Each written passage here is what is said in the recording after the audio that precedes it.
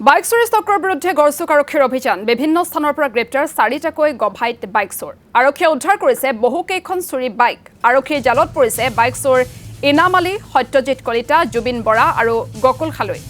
চক্ৰটোৰ পৰা 11খনকৈ চুৰি বাইক উদ্ধাৰ কৰিছে আৰক্ষীয়ে মহানগৰ আৰক্ষী আয়ুক্তৰ নেতৃত্বত নেখা চলিছিল অভিযান ছয়গাঁৱৰ বাটাৰকুচিৰ পৰা 10খন আৰু বিজয়নগৰৰ ঝাৰুবাৰীৰ পৰা এখন বাইক উদ্ধাৰ কৰে আৰক্ষীয়ে ইয়াৰে 2খন পালসাৰ 3খন গ্লেমাৰ 4খন স্প্লেণ্ডাৰ এখন স্কুটি আৰু এখন হিৰোডন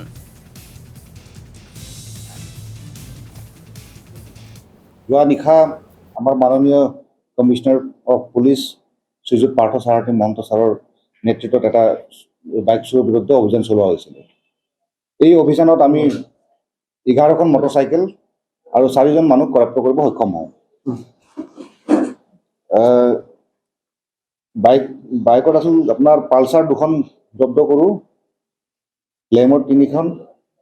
সুপাৰ স্প্লেণ্ডাৰ 4খন স্কুটি এখন হিৰোডন এখন